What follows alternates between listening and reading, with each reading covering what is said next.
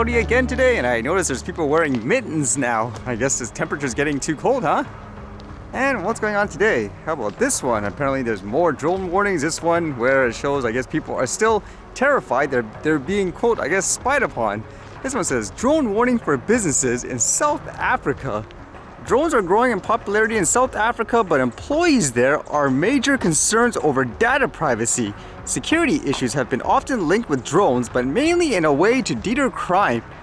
By the sounds of it, they invested a lot in drones when it comes to the police department, but it says, I guess people are still worried that drones could potentially spy on them and all that. It says, according to Kaspersky's latest business digitization survey, 44% of employees surveyed in South Africa are scared of drone spying.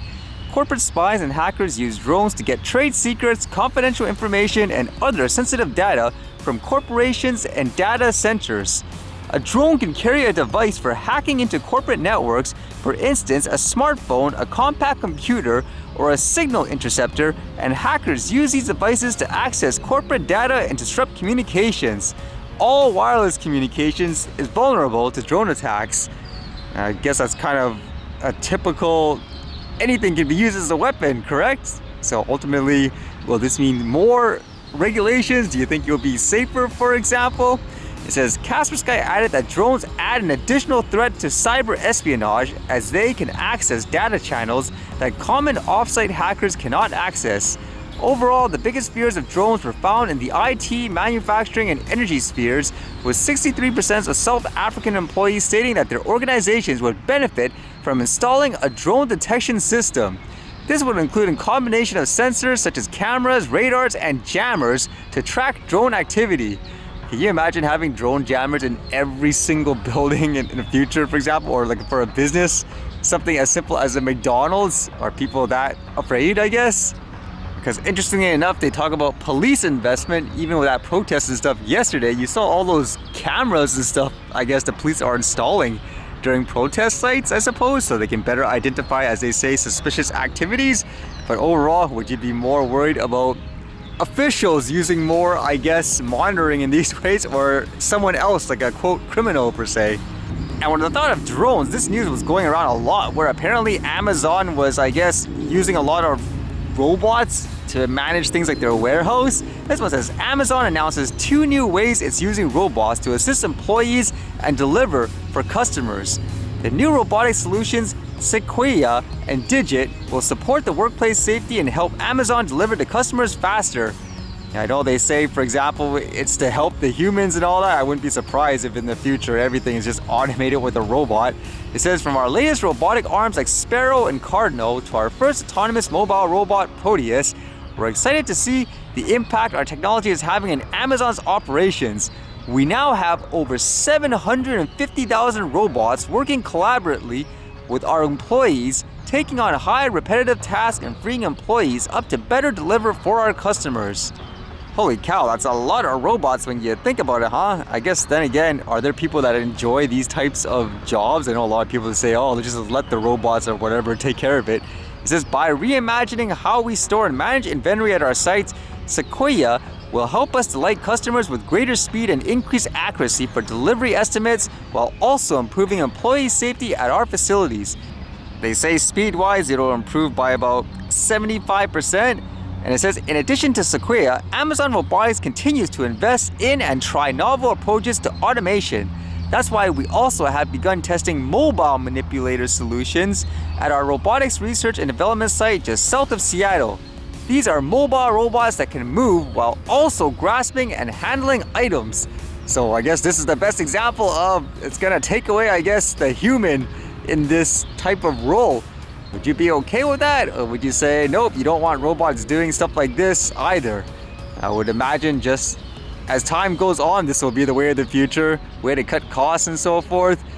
And of course, stories about the war between Israel and Palestine is still going on, where Gaza is being bombarded in terms of Israel saying there's Hamas targets to take out. But imagine this, where apparently they used a tank and accidentally hit a target. I'm wondering, how do you accidentally hit a target with a tank? It says, a short while ago, an IDF tank accidentally fired and hit an Egyptian post adjacent to the border in the area of Kerem Shalom. The incident is being investigated and the details are under review. The IDF expresses sorrow regarding the incident. Wow, that's a huge boo-boo. Will that increase, I guess, tension with other places now that weren't actually, let's just say, quote, involved, if that makes sense?